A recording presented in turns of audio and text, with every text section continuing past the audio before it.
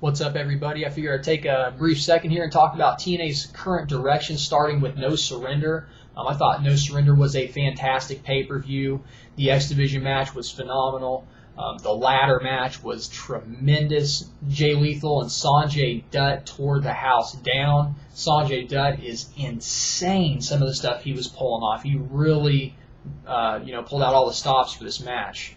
And all the way to the main event, had some great promos coming in. Christian Cage, Samoa Joe, and Kurt Angle, had a great match. And let's talk about the storyline coming out of this, okay? The storyline that's leading all the way to Bound for Glory between the veterans and the young guys. I know that a lot of people are getting sucked in by this, and I am, as well. And it's kind of got some criticism from guys like Lance Storm, who said, there's no true babyface and no true heel. Well, I think that's the point. I think the point of this storyline is to get the old school wrestling fans and pull them in because, they are all about the veterans. They're all about saying, hey, you know what? The veterans paved the way for the young guys. They're the reason you have a spot in this business. You need to respect them. And then you've got the new school wrestling fans and, some of the more knowledgeable wrestling fans saying, hey, the bottom line is we're tired of seeing the same guys week in and week out on our television screens. It's time for a changing of the guard. And that's exactly, where it's going. So I'm really looking forward to it. Now you have the addition of Mick Foley. Mick Foley to the TNA roster. It's amazing. Okay, and that guy is a promo king. Okay, so it's only going to get better from here on out. Also, a lot of people jumping up and down about WWE No Mercy main event. Shawn Michaels and Chris Jericho in a ladder match, which I don't blame them. Those two are gold together. They have had some amazing promos leading up to their matches, and their matches have been, very good up to this point, and I think No Mercy will be no different as well. But here's the issue that I have with this, okay?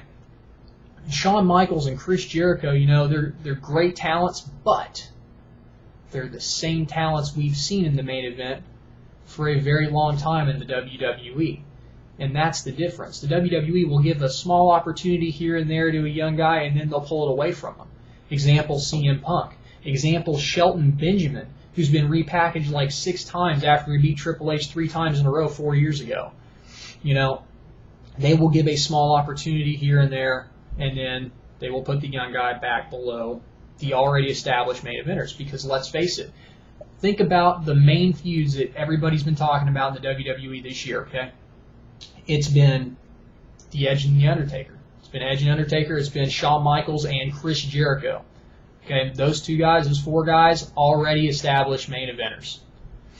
So what's going to happen? What's going to happen when Triple H leaves, when The Undertaker leaves, when Chris Jericho leaves, when Shawn Michaels leaves?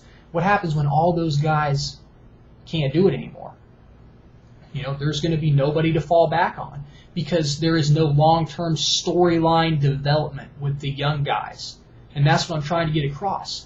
If Kurt Angle, Booker T, Mick Foley, Christian Cage, all those guys left tomorrow, we've got young, hungry guys ready to step up and take their spot that are ready for the main event, unlike the WWE. And now you're seeing the veterans, former veterans of the WWE, leaving to go to TNA because they know that there's a future in TNA as opposed to the WWE. People are putting their loyalty for Vince McMahon on the back burner so that they can go to TNA and establish a future for this industry. Guys like Kurt Angle, guys like Booker T, guys like Mick Foley, leaving Vince McMahon in the dust for a future in this business. And that's what's important. Because once those guys leave the WWE, there is nothing else. And I know a lot of kids watch these videos on YouTube, and here's my message to you. Right now, you might think John Cena, Batista, a lot of guys are the best thing that's ever happened to this business. But when you grow up, as you get older, you're going to get smarter, and you're going to realize that the marketing machine that is the WWE worked you. And then you're going to start watching TNA. You're going to start looking for a better product, or you're going to stop watching wrestling completely. Because a lot of kids now, they're not watching Barney, folks. They're watching The Ultimate Fighter. They're watching the UFC. They're watching MMA.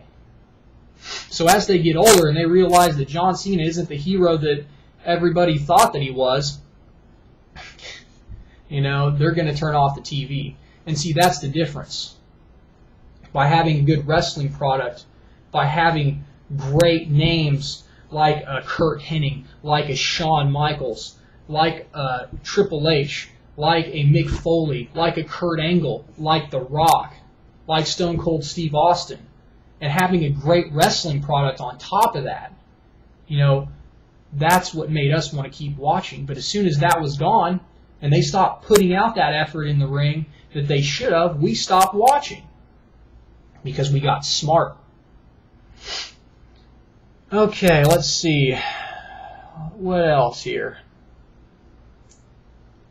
I think that's about it, actually. I do appreciate everybody tuning in. Feel free to leave your feedback.